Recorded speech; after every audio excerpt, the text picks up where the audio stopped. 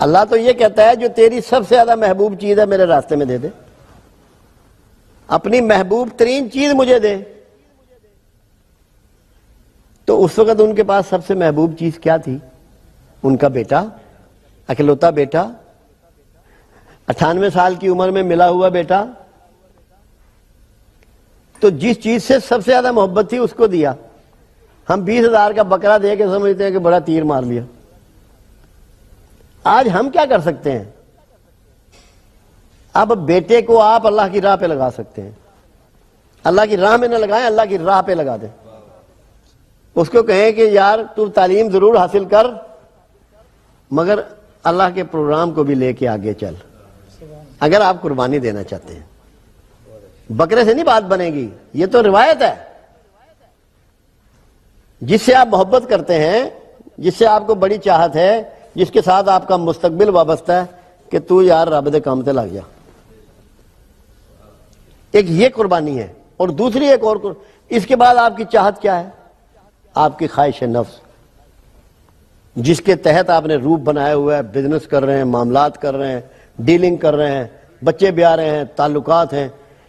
آپ کی خواہش نفس، اس کو قربان کر دیں اور اللہ کی خواہش پر چلنا شروع کر دیں۔ بکرے سے نہیں بات بننی، بات بنے گی قربانی، جس چیز سے چاہت ہے، جس سے محبت ہے، اس کی قربانی۔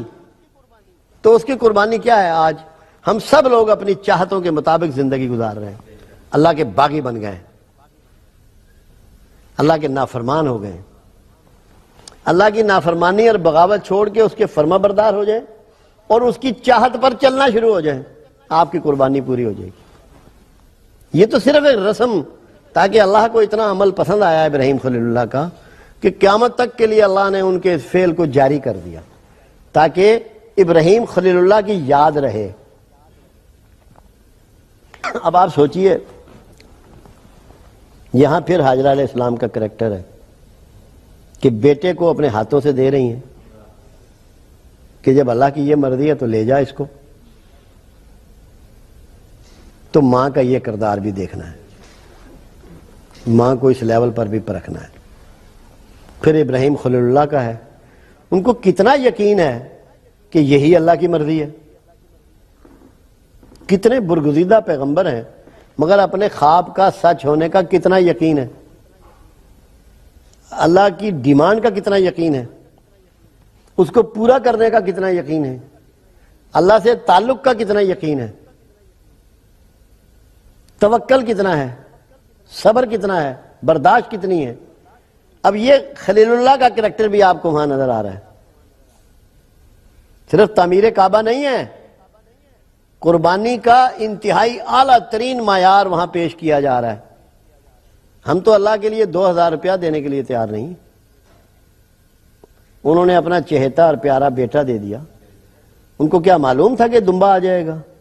کیا اللہ نے ان کو ایسا بتایا تھا؟ تو یہ دعوت ہے حج جو ہے اس بات کی کہ ابراہیم خلیل اللہ کی زندگی کو پڑھو، سیکھو، سمجھو۔ اور اعزاز کیا ہے ان کا؟ دنیا کے تمام انسانوں کے سردار ابراہیم خلیل اللہ ہیں، رسول اللہ صلی اللہ علیہ وسلم انبیاء کے سردار ہیں، مگر انسانوں کے سردار ابراہیم خلیل اللہ ہیں، کیونکہ جو کریکٹر کا انہوں نے اظہار کیا ہے اللہ کے ہاں ان کو ایسی ہی مرتبت ملنی چاہیے تھی۔ تو اگر آپ چاہتے ہیں کہ انسانوں میں آپ کو امامت مل جائے، انسانوں میں آپ کو عزت مل جائے، انسانوں میں آپ کو چودراہ مل جائے، انسانوں میں آپ کو سرداری مل جائے، انسانوں میں آپ معزز ہو جائیں، رشتہ داروں میں آپ معزز ہو جائیں، کاروباری حلقے میں آپ معزز ہو جائیں، قربانی کو سیکھ لیں۔ نقصان پر بھی اللہ کی فرما برداری ایسے ہی کریں جیسی منافع پر۔ تو اگر آپ نے اللہ کی فرما برداری کو اپنا لیا اور نقصان کی پرواہ نہ کی، اپنے افکار، اپنی سوچوں کو اللہ کی راہ میں قربان کر دیا، خواہش نفس کو قربان کر دیا، تو جس طرح اللہ نے ابراہیم کو معزز کیا، آپ کے معاشرے میں آپ کو معزز کرے گا۔ کرنا آپ نے بکرے سے نہیں ہوگا،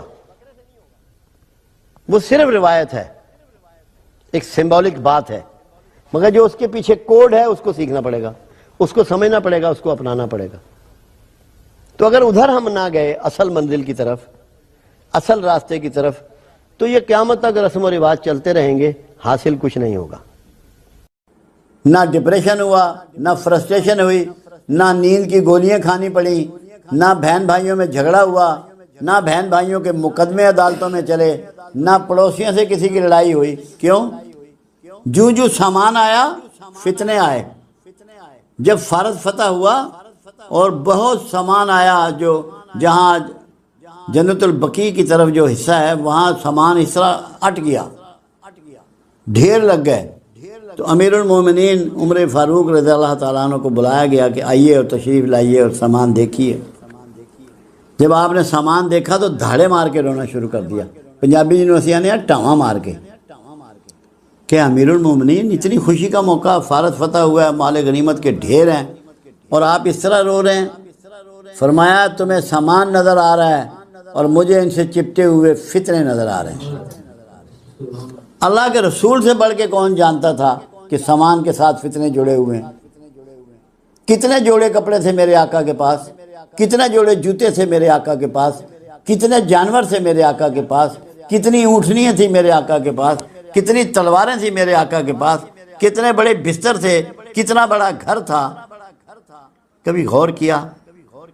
ہم سب جنت میں بھی جانا چاہتے ہیں، رسول اللہ کا دیدار بھی چاہتے ہیں، ان سے ملاقات بھی چاہتے ہیں، مگر ان کے کسی طریقے کو اپنانا نہیں چاہتے۔ کتنے عظیم لوگ ہیں ہم۔ اب دنیا میں تحریکیں چل رہی ہیں، کیونکہ جتنے ماہر نفسیات ہیں، ذہنی امراض کے ماہرین ہیں، وہ اس نتیجے پہ پہنچ چکے ہیں کہ جب تک زندگی میں سامان کم نہیں ہوگا، دماغی اور ذہنی بیماریاں کم نہیں ہوں گی۔ اب پورے ویسٹ میں یہ تحریک چل رہی ہے کہ کم سامان کے ساتھ زندگی گزارو۔ آپ اگر سوچیں کہ آپ کے اگر 4 مکان ہیں اور ایک آدمی کا ایک ہے، دونوں میں سکھی کون ہے؟ 6 گاڑیاں ہیں آپ کی، اس کے بعد ایک بائک ہے۔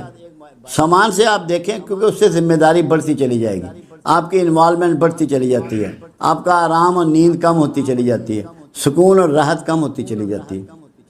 تو کوشش کریں کہ مختصر سامان رکھیں۔ میں اس میں بھرپور کوشش اپنی کرتا ہوں۔ مجھے بعض اوقات گفٹ میں کپڑے آ جاتے ہیں، باخدا میں فوراً تقسیم کرتا ہوں کہ میں اتنے جوڑے کپڑوں کو کیا کروں گا۔ مجھے کوئی جوتا ایکسٹرا دے دے، تحفے میں دے دے، یا کوئی میرے لیے کوئی گفٹ مجھے دے دے، میں اس سے پہلے ایک اور جوتا اس سے پہلے نکال دیتا ہوں کہ اس کی تعداد میرے پاس نہ بڑھے، کیونکہ میرے ذہن میں ہر وقت آقا کی سنت، آقا کا طریقہ ہوتا ہے کہ میرے سرکار کے پاس کتنا سامان تھا۔ جو لوگ دعویٰ کرتے ہیں نا محبت رسول کا، کم از کم زندگی رسول تو اپنا لیں، کم سے کم اس کی سٹڈی کر لیں، اس کو پڑھ لیں۔ کتنا کھاتے تھے میرے آقا؟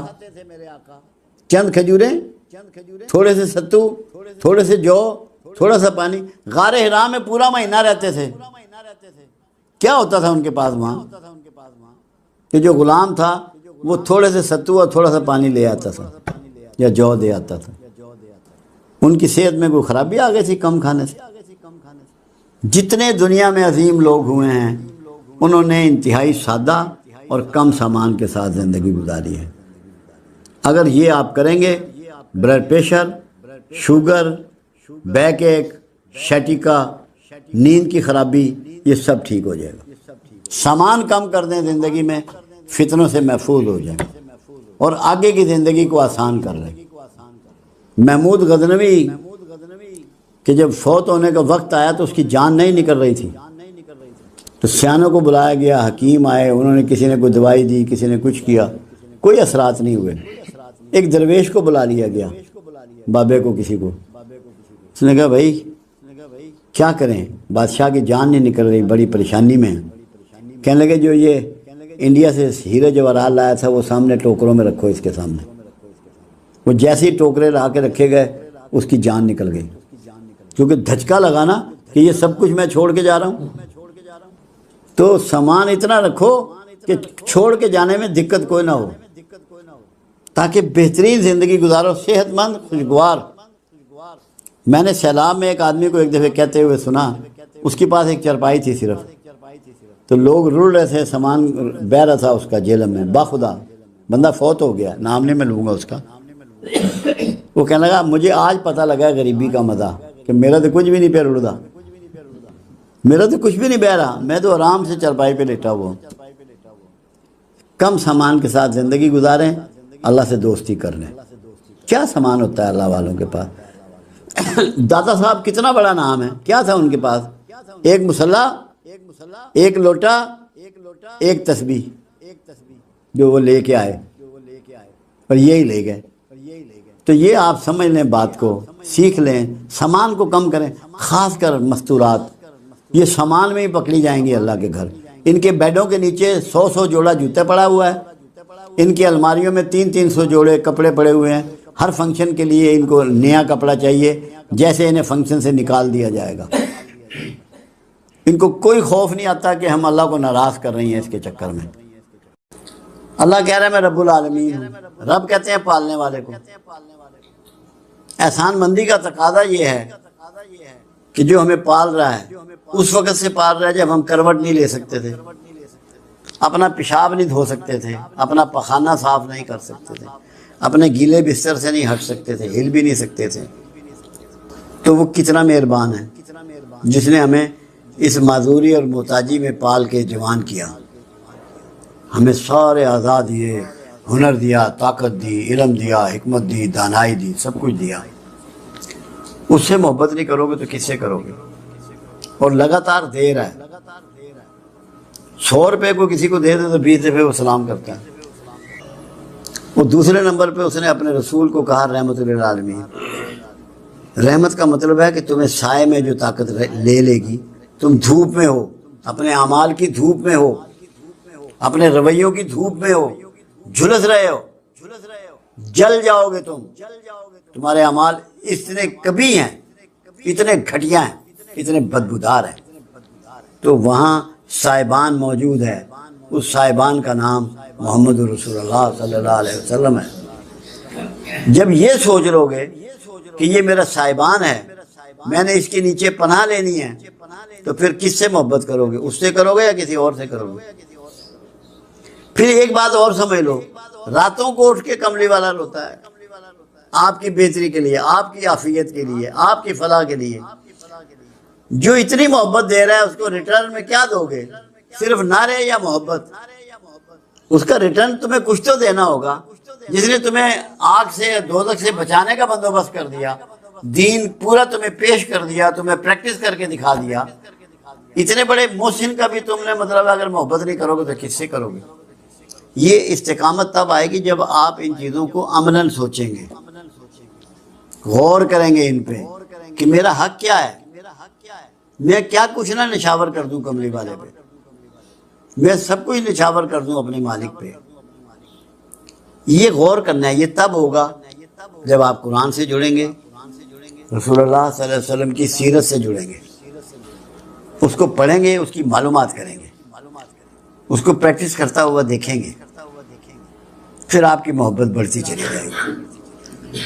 اب جیسے اگر آپ کو یہ پتا ہو کہ رسول اللہ نے آپ کی شفاعت نہیں کرانی تو آپ کی کبھی محبت نہیں بڑھے گی۔ آپ کو یقین ہونا چاہیے کہ میری شفاعت کرانے والا موجود ہے، جس نے مجھے دوزخ میں جانے سے بچانا ہے، آگ سے بچانا ہے، اتنا بڑا محسن انسانیت ہے۔ تو آپ کو محبت از خود ہی ہو جائے گی، کیونکہ آپ تو چھلانگ مار رہے ہیں دوزخ میں، آگ میں کودنے والے ہیں۔